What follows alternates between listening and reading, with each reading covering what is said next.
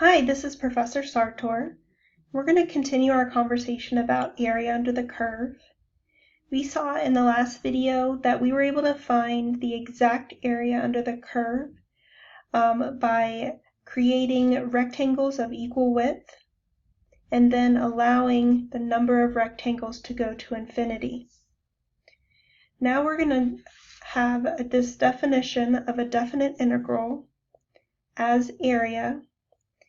And as long as our function is continuous on our interval and non-negative on the interval, we can define this definite integral, the integral from a to b. The fact that we have bounds on our integral is what makes it a definite integral of our function dx, the integral from a to b of f of x dx. So in the picture over here, we have our function, f of x. You can see that it is continuous on the interval from a to b, and it is non-negative on the interval from a to b. The area under that curve is going to be found by calculating this definite integral. Now we have a definition of a definite integral, and the definition is the limit as the norm goes to 0, sum I equals 1 to n f of ci times delta xi. That is the definition of our definite integral from a to b of f of x dx. Now there are a couple symbols in there that we haven't talked about yet. I want to compare this to what we were doing in the last video. In the last video, we were working with this formula, limit as n approaches infinity, sum I equals 1 to n, f of ci delta x. So if you remember, when we used this formula, we were creating rectangles of equal width, and that was this delta x. And in the formula I just showed you for definite integral, we have delta xi. So the difference between these two is that when we were doing this in the last video, we were trying to work with rectangles of equal width. So every single rectangle had the same width. Whereas this definition with delta xi allows for more flexibility. So instead of having to have every rectangle of equal width, we could, if we wanted to, build rectangles where every single one had a different width. And that's why you have that subscript I, so that every interval, every rectangle might have a different width. The other thing that you might notice is different is we have on our limit, this is the norm going to 0 versus n going to infinity. N was our number of rectangles. If we allowed the number of rectangles to increase, the width of each rectangle was getting smaller. The same thing happens with the norm approaching 0. The norm is the width of the largest subinterval.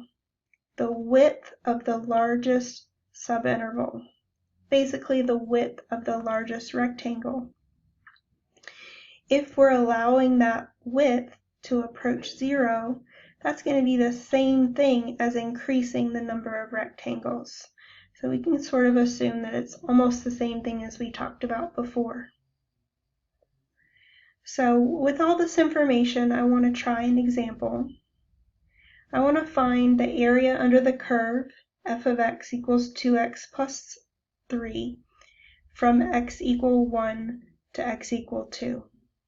Sorry, x equals negative 1 to x equals 2. So let's start by drawing a picture. So we're drawing a picture. We've got 2x plus 3. It's got a y-intercept at 3. We're going to do rise over run, rise 2, run 1. And we get this straight line for our graph. We're trying to find the area under the curve from negative 1 to 2. So this is the area that we're trying to find. I can see that my function is continuous and non-negative on the interval. So I'm going to be able to find the area with the definite integral. My bounds are going to go from -1 to 2. My function is f of x equals 2x plus 3. And so this will give me the area under the curve. So I'm going to write out my definition of the definite integral. That's the limit as the norm approaches 0, sum I equals 1 to n, f of ci times delta xi, and that is our definition of the definite integral. So now I'm going to start to try to fill in all these details. Now, this general definition allows for me to have rectangles that aren't equal width, but I think it's easier to have the rectangles all have the same width. So that's how I'm going to do it. So if you remember, our delta x is b minus a over n. So that's 2 minus -1 over n. And that works out to be 3 over n. So I'm choosing, even though I'm allowed to have rectangles of varying widths, I'm choosing to have rectangles of equal width, so it's easy to set up. The CI, that can be any x value in the rectangle. It can be the left endpoint, the right endpoint, the midpoint, or any point that I decide to choose. I'm going to choose the right endpoint. And we have a formula for finding the right endpoint, and that's a plus delta xi. So my right endpoint is going to be -1 plus 3 over ni.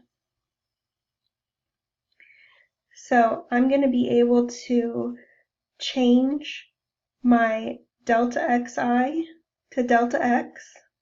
I'm also going to be able to change my norm going to 0 to being the limit as n approaches infinity. So because I'm changing to rectangles of equal width, I'm going to make these changes to my formula.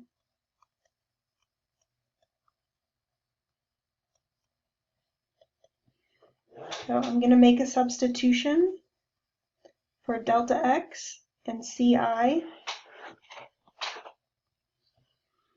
It's the limit as n approaches infinity, sum I equals 1 to n. For my ci, I'm using the right endpoint of -1 plus 3 over ni. And for my delta x, I'm using rectangles of equal width, so that's going to be 3 over n.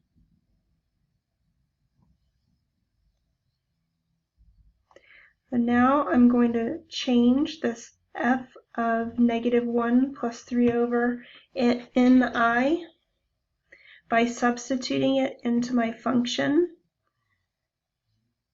That's going to give me the limit as n approaches infinity, sum I equals 1 to n of 2 times -1 plus 3 over ni plus 3, and that's all of that times delta x, which is 3 over n. From here, I have some simplifications to do.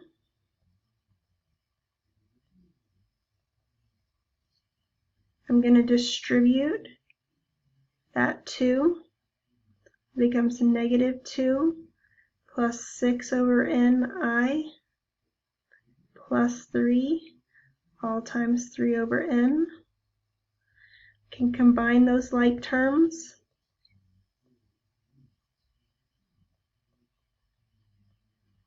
And that becomes 6 over ni plus 1 times 3 over n. We can now distribute that 3 over n.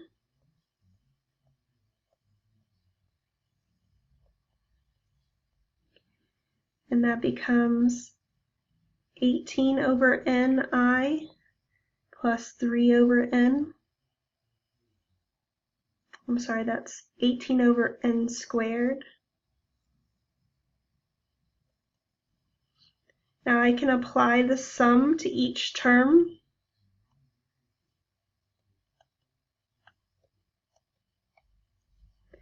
So I'm doing the sum of I equals 1 to n of the first term, 18 over n squared I, plus sum I equals 1 to n of 3 over n, and all of that is inside the limit.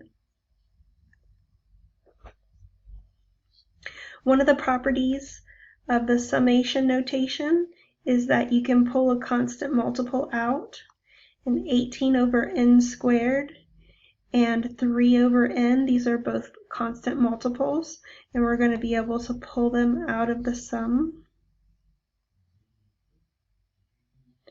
So that's going to give me 18 over n squared times the sum I equals 1 to n of I, plus 3 over n times the sum I equals 1 to n of 1. And now we have our summation formulas that we can apply. I'm carrying down that constant of 18 over n squared, and this sum I equals 1 to n of I, we have a formula that makes this n times n plus 1 over 2. I'm going to carry that 3 over n down, and we have a formula that says sum of a constant is that constant times n. So it's going to be 1 times n.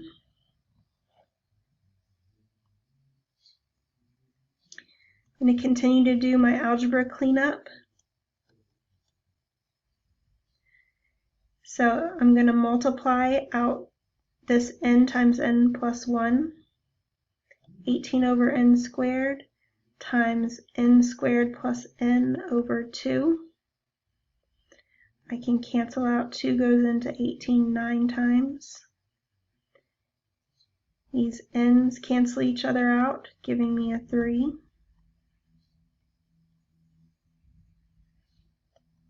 Got the limit as n approaches infinity of 9n squared plus 9n over n squared plus 3.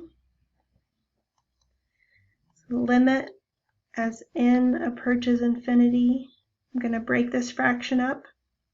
It's going to be 9n squared over n squared, 9n over n squared plus 3.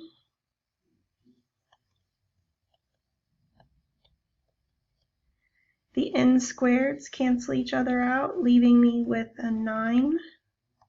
1 n cancels out, leaving me with 9 over n.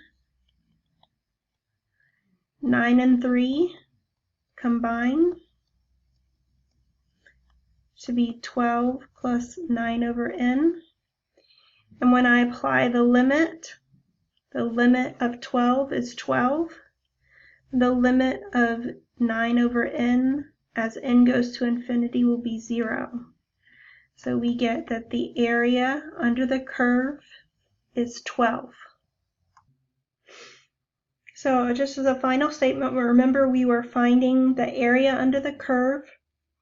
That curve was 2x plus 3 from -1 to 2.